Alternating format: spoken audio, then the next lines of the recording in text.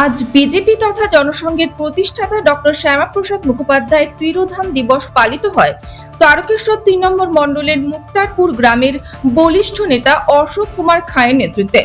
উক্ত অনুষ্ঠানে প্রধান অতিথি হিসেবে উপস্থিত ছিলেন বিজেপি আরামবাগ সাংগঠনিক জেলার সহসভাপতি গণেশ চক্রবর্তী, বুথ সভাপতি অরুণ খাঁ সহ বিশিষ্ট বিজেপি নেতাকর্মীরা। অনুষ্ঠানের শুরুতেই জাতীয় পতাকা উত্তোলন করেন গণেশ চক্রবর্তী এবং ডক্টর শ্যামাপ্রসাদ মুখোপাধ্যায়ের স্মৃতিচারণ করেন। সকল কর্মীদের ধন্যবাদ জানিয়ে অনুষ্ঠান সম্পন্ন করেন অশোক কুমার খাঁ। জয় জয় বন্দে মাতরম। লহ প্রণাম, লহ প্রণাম, লহ প্রণাম, লহ প্রণাম। বন্দে মাতরম। জয় জয় বন্দে মাতরম।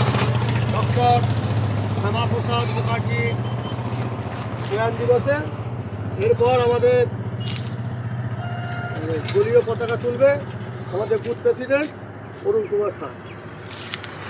বন্দে মাতরম, বন্দে মাতরম। ভারত মাতা কি জয়। ডক্টর শ্যামাপ্রসাদ মুখার্জি লহ প্রণাম, লহ প্রণাম, লহ প্রণাম। ডক্টর শ্যামাপ্রসাদ মুখার্জির চিন্তাধারা দিকে দিকে ছড়িয়ে দাও, ছড়িয়ে দাও, ছড়িয়ে দাও। বন্দে মাতরম, বন্দে মাতরম। ভারত মাতা কি জয়। অমর শহীদ ডক্টর শ্যামাপ্রসাদ মুখার্জি, তোমায় আমরা ভুলছি না, ভুলছি না, ভুলবো না। বন্দে মাতরম, বন্দে মাতরম। হবে না কো ব্যর্থ। বন্দে মাতরম। জয় বন্দে মাতরম। লহ প্রণাম, লহ প্রণাম। বন্দে মাতরম। ভারত মাতা কি জয়। ভারত মাতা কি জয়। জয় শ্রীরাম, জয় শ্রীরাম, জয় শ্রীরাম, জয় শ্রীরাম।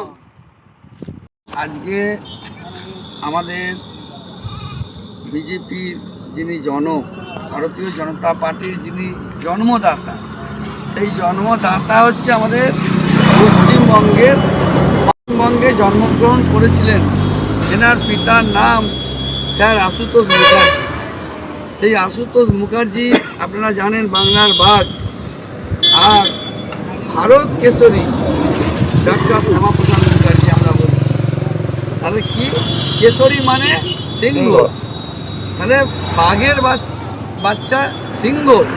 অর্থাৎ এমন কিছু কর্মকাণ্ড এনারা করে গেছেন যার জন্যে আমাদের ভারতের ইতিহাসে এনারা চিরস্মরণীয় হয়ে রয়েছেন। তো যাই হোক, এখন বিষয় হচ্ছে যে শ্যামাপ্রসাদ মুখার্জির স্মরণ সভা। আমরা এইটুকুনি বলবো, আজকে আমরা যেই পশ্চিমবঙ্গ বলতে পারছি, এইটা ওনারই অবদান। উনি যদি না থাকতেন আজকে আমরা এই বিশেষ করে হিন্দু সমাজ শেষ হয়ে যেত। যেটা আপনারা বাংলাদেশে দেখতে পাচ্ছেন যে বাংলাদেশে আজকে হিন্দু বলে তাদের কোনো সম্মান নেই। আপনি হিন্দু গলায় কণ্ঠি দিয়ে ঘুরবেন, আপনার কণ্ঠি ওদের তরবারি দিয়ে কেটে দেবে। আর আপনাকে জোর করে ওরা গরুর মাংস খাওয়াচ্ছে, কখনো আপনার স্ত্রীকে যখন তখন তুলে নিয়ে গিয়ে অসম্মান করছে।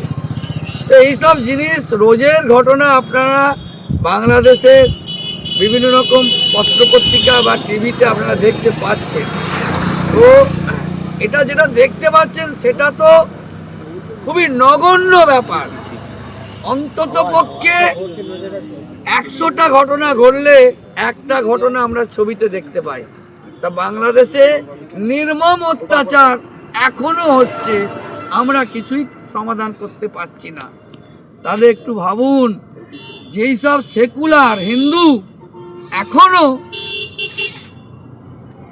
আহা উহু করে সুরসুরি দিয়ে সব ধর্ম এক এই মনোভাব নিয়ে কথাবার্তা বলেন, আমরাও বলবো সবকা সাথ সবকা বিকাশ, কিন্তু সবকা সাথ সবকা বিকাশ করতে গিয়ে আমি আমার নিজের ধর্ম বিসর্জন দিতে পারবো না। এইটুকুনি আমি আপনাদেরকে বলবো, অন্তত নিজের জাত ভাই নিজের ধর্মটাকে রক্ষা করার চেষ্টা করবেন। তা না হলে কিন্তু আগামী দিনে আবার ওই তৃণমূলের মতন সিপিএমের মতন সেকুলারবাদী আবার এসে আমাদেরকে অত্যাচার শুরু করে দেবে, যেটা আজকে 34 বছর বাম জমানাতে হয়েছে। আর এই তৃণমূলের 15টা বছর গেল, তার থেকেও বেশি ভয়ঙ্কর দিন গেছে। আপনারা দেখেছেন মালদা মুর্শিদাবাদের মতন জায়গায় শুধুমাত্র ঠাকুর মিস্ত্রি ঠাকুর তৈরি করে এই অপরাধে তাকে কেটে কুচনো হয়েছে। এরকম অনেক ঘটনাই ঘটে আমার পশ্চিমবঙ্গে, কিন্তু তার সবটা মিডিয়াতে আসে না। আমি আমার অভিজ্ঞতা দিয়ে বলছি, এই চাপাডাঙ্গা মির্দেপাড়া বা এইসব জায়গায় বেশ কিছু বাংলাদেশি অনুপ্রবেশকারী এসে তারা ছিল। তো আমি সেই বিষয়ে একটা ফেসবুকে খবর করেছিলাম। শুধু এইটুকুন আমার অপরাধ, তার জন্যে আমাকে মেরে কেটে কুচিয়ে দেবো এইরকম বিভিন্ন রকম হুমকি শাসানি এই চাপাডাঙ্গার বুকে দেওয়া হয়েছে। এখানে এত বেশি হিন্দু রয়েছে, তার মধ্যেও চিন্তা করুন যে তাহলে হিন্দুর সংখ্যা যদি কমে যায় আগামী দিনে আমাদের কি হবে। এইটুকুন শুধু মাথায় রাখবেন, আমাদের না হতে পারি তাহলে কিন্তু আমাদের ক্ষতি আছে। এবং অবশ্যই হিন্দুর সংখ্যা বৃদ্ধির জন্যে আমাদেরকে সচেতন হতে হবে।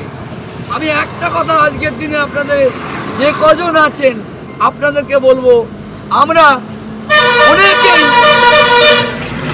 আমাদের পরিবারে একটি সন্তানই আমরা খুব খুশি না, এটা হলে চলবে না। আপনি আছেন, আপনার স্ত্রী আছেন, আমরা যদি দুটি সন্তান না নিতে পারি আগামী দিনে আমাদের সংখ্যা কমতে কমতে তলানিতে চলে যাবে। আর ওরা যেভাবে সংখ্যা এবার শুরু হয়ে যাবে কিন্তু আমাদের মুশকিল হয়ে যাবে। তাই আমি আজকের এই দিনে শ্যামাপ্রসাদ মুখার্জির চিন্তাধারাকে যদি সত্যি স্মরণ করতে হয় তাহলে আগে আমাদেরকে নিজেদের সংখ্যা দিকে নজর রাখতে হবে। সে ছেলেই হোক আর মেয়েই হোক, অন্তত পক্ষে দুটো সন্তান আপনারা রেখে যাবেন। তা না হলে কিন্তু আমাদের সমাজ আস্তে আস্তে বিলুপ্ত হয়ে যাবে। এই বলে আমি আমার বক্তব্য শেষ করছি। বন্দে মাতরম, ভারত মাতা।